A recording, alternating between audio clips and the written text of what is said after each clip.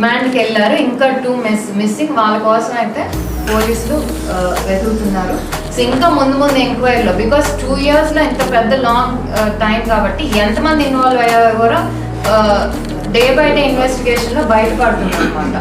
ఏంటంటే కొన్ని పేపర్స్ ఏంటంటే అంటే ఇన్ఫర్మేషన్ లేకుండా ఏదో దీన్ని ఒక పార్టీ రిలేటెడ్గా చేయాలని ఈ మధ్య ఒక పేపర్లో చూసాం. దీని వెనుక వీళ్ళు ఉన్నారు, లేకపోతే డైరెక్ట్ ఎవరైతే బాధిస్తున్నారో వాళ్ళు వచ్చి 1 stop సెంటర్స్లో కంప్లైంట్ చేసినా కూడా వాళ్ళు వాళ్ళ దగ్గరికి వెళ్ళి ప్రొటెక్షన్ దగ్గర నుంచి కానివ్వండి వాళ్ళ దగ్గరికి తీసుకొని ఇనీషియల్గా వాళ్ళ దగ్గర ఉంచుకోవటం, తర్వాత దాని గురించి ఇన్వెస్టిగేషన్ చేయటం, అవసరం అయితే అమ్మాయికి థ్రెట్ ఉంటే పోలీస్ ప్రొటెక్షన్ ఇవ్వటం, లేకపోతే హోమ్స్కి పంపించడం, ఇవన్నీ కూడా చేస్తున్నారు. ఈ అవేర్నెస్ అనేది ముందు ఆడపిల్లలకి తెలియాలి. మనం దేనికి భయపడక్కర్లేదమ్మా, మనం ఏం తప్పు చేయలేదు. ఎప్పుడైనా తప్పు చేసినాడే బెదిరిస్తాడు, భయపెట్టాలని చూస్తాడు. అలాంటిది మీరు ధైర్యంగా, ఆడపిల్లలు ధైర్యంగా ఉండి పర్లేదు వీడియోస్ ఏమన్నా సైబర్ క్రైమ్ ఉంది, వాళ్ళు కంప్లైంట్ చేస్తే ఆ వీడియో సర్క్యులేట్ అవ్వకుండా ఆపేస్తారు.